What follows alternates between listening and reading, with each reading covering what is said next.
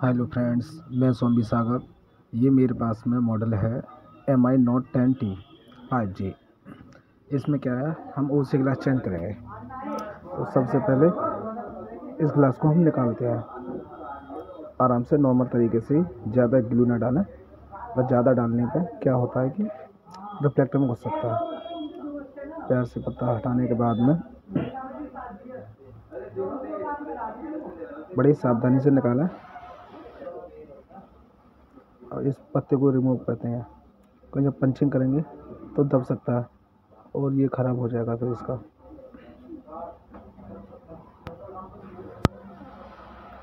आहिस्ते आहिस्ते निकालते हैं इसको।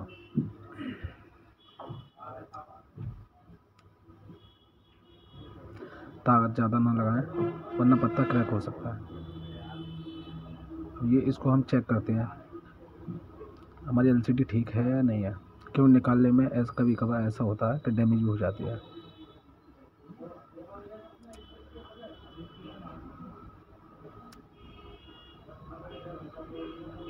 ऑन हो गया, देखते हैं, ठीक है। अब इसके लिए ये कांच है, कांच हीट होने के बाद में ये बिखर जाता है, तो इस पर हम लेमिनेशन लगाते हैं, 3 लेयर लेमिनेशन। तो लेमिनेशन लेते हैं और रोलर की सहायता से लगाते हैं।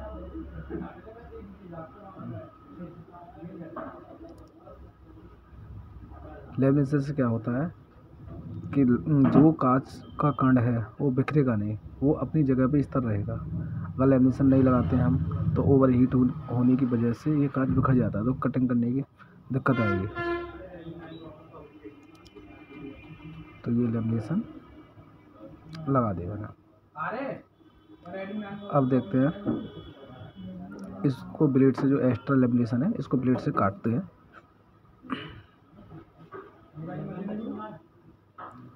जो एक्स्ट्रा लेमिनेशन है वो काट दें। मशीन का टेम्परेचर 99 होना चाहिए। ये मान लो 85-90 के समथिंग, 100 तक कोई दिक्कत नहीं है। अगर ज़्यादा करोगे तो ओवर हीट की वजह से रिफ्लेक्टर भी खुल सकते हैं, ब्लैक पैच आने का चांस रहते हैं। अगर नॉर्मल 85 पे आप चलाओगे मशीन के लिए। अब मेरी मशीन का टेम्परेचर है 120। ये इसलिए कि बैक पैनल निकालने के लिए, क्योंकि कम टाइम लगेगा। अगर नॉर्मल हीट रखेंगे तो इसके लिए टेम्परेचर कम करता हूँ मैं। मैंने कर दिया 99, ठीक है। 99 करने के बाद में अब लेते हैं हम 4 mm का वायर। ऐसा है कि 5 mm 10 mm तक के वायर आते हैं, तो नॉर्मली ये इजी कट जाएगा। तो 4 mm के वायर से हम कटिंग करते हैं। ये है मेरे पास में 4 mm का वायर। इसके लिए जो जितना पहले का जो यूज है वायर है उसके लिए काटते हैं और नया वायर लेते हैं। अब नीचे से जो लेंस की तरफ से आप काटोगे तो फिल्म कटने का कम चांस रहते हैं। अगर ऊपर की तरफ से काटोगे तो फिल्म कटने के चांस रहते हैं। पहले नीचे साफ कर लो क्लीन, क्योंकि वायर हमारा नीचे ही चले। आहिस्ते आहिस्ते काटते जाओ। जितना वायर नीचे चला सको इतना चलाओ, क्योंकि पोलाइजर नहीं कटेगा। अगर आपने वायर ऊपर चलाया तो पोलाइजर कट सकता है।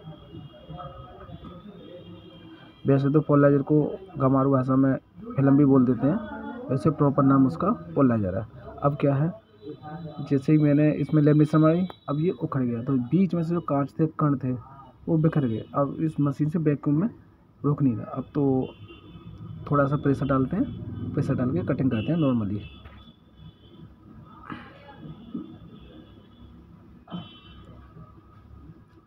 आहिस्ते आहिस्ते कटिंग हो गई। एक बार वायर और निकाल लेते हैं, क्योंकि जो ग्लू है वो चिपका हुआ है एक दूसरे से, तो वो रिमूव हो जाए। हो गया। अब इसको उठाते हैं, हो गया। जो ग्लू है इसको वाइब्रेटर मोटर से साफ़ करते हैं। ऐसा होता है कि किसी पे वाइब्रेटर मोटर नहीं होती तो क्लॉथ लेके फिर भी साफ़ कर सकते हैं। मेरे पास में वाइब्रेटर मोटर है, इससे साफ़ करते हैं इस हिसाब से। इसका ध्यान रखें विशेषकर कि वाइब्रेटर मोटर नॉर्मल टेम्परेचर पे ही चलाएं, क्योंकि अगर ओवर स्पीड चलने की वजह से LCD में लग सकता है, ख़राब भी हो सकती है।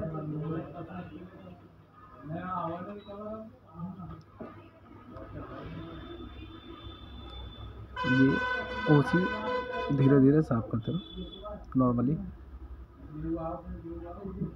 लेंस का विशेष कर ध्यान रखें, लेंस पर लग ना जाए। आप इसके लिए आप हाथ से भी रिमूव कर सकते हो लेंस की तरफ है। अगर आपको एक्सपीरियंस है तो मशीन से कर सकती हो। अब इसके लिए क्लीन करते हैं। फेलकॉन 530 से साफ करते हैं।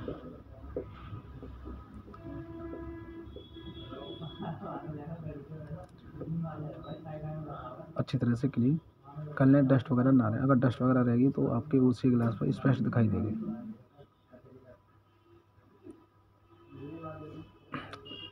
अगर डिस्प्ले को आप साफ करते हो तो बड़े ही हिसाब से नॉक जो है इसमें लग ना जाए। नॉर्मल ही तरीके से लिक्विड है, इसको भी बड़े हिसाब से डालना चाहिए। इसमें क्या है कि अगर आपने ज़्यादा डाल दिया तो रिफ्लेक्टर में भी जा सकता है। अगर रिफ्लेक्टर में गया तो एलसीडी पूरी ख़त्म, बेकार। तो एलसीडी हमारी क्लीन हो चुकी है। अब क्या है, इसके लिए पंच करते हैं। अब पंच के लिए मशीन भी आती है, आप हाथ से भी कर सकते हो। हाथ से जब कर सकते हो जब आपको एक्सपीरियंस हो। और इसमें एक और भी कंडीशन है कि अगर एक्सपीरियंस है आपको तो बिना क्रोम के आप पंच कर सकते हो। अब जैसे कि ये मैंने उसी ग्लास ले लिया बिना क्रोम के, मुझे एक्सपीरियंस है तो मैं बिना क्रोम के इसे पंच करता हूँ।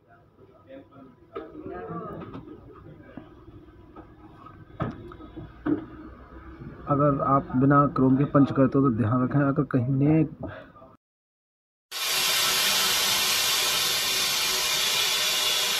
तो मैंने ये हाथ से ही पंच कर दिया। अब ये मैंने बबल में डाल दिया। बबल में डालने के बाद में अब चेक करते हैं क्या क्वालिटी है इसकी, कोई बबल रह गया या क्या है, डस्ट वगैरह। अब इसको देखते हैं, निकालते हैं। ओके, अब इसके लिए चेक करते हैं एलसीडी के लिए। एलसीडी हमारी ठीक है या नहीं है, या ब्रेक होगी क्या है क्या नहीं है, चेक करते हैं इसको चेक करने से पहले।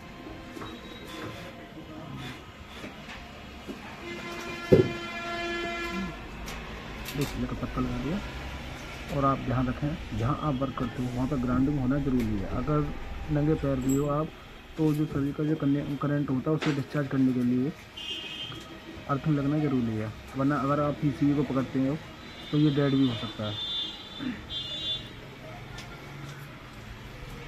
ठीक है फ्रेंड्स, एलसीडी ओके हमारी, कोई प्रॉब्लम नहीं।